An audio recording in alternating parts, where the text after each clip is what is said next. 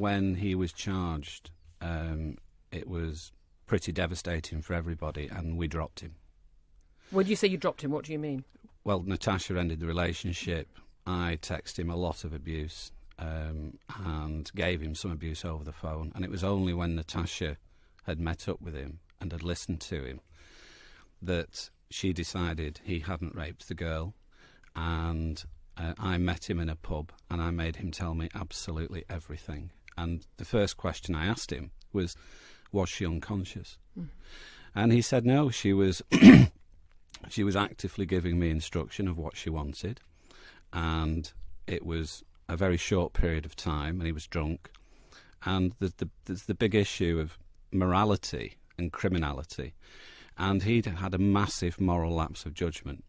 But I believed him because I knew him, and Natasha believed him, and at that point we believed as a family we had to help him.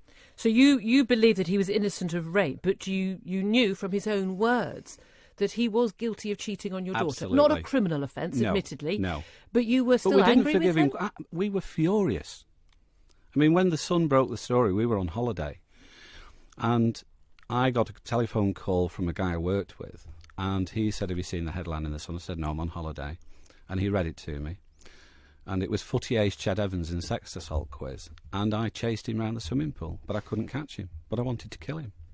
So it wasn't us just going, so be it. We were furious at the time. But but we believed he wasn't guilty of rape.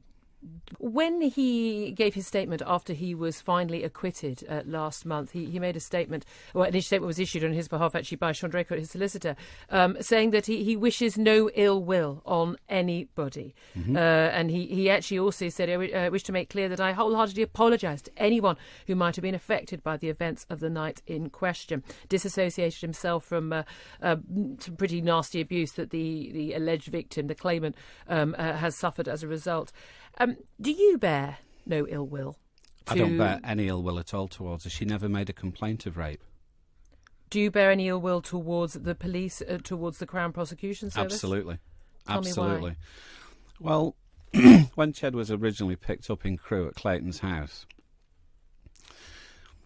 the police told him in the car, "Look, this happens every weekend. There's nothing to worry about. Just tell the truth." And so instead of saying no comment, if it said no comment, he could not have been charged.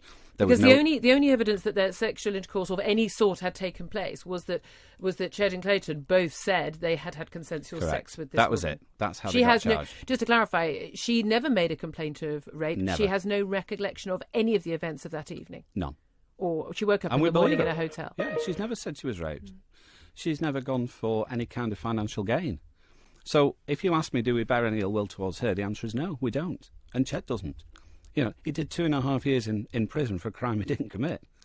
How can he not bear any ill will? Because he's not like that.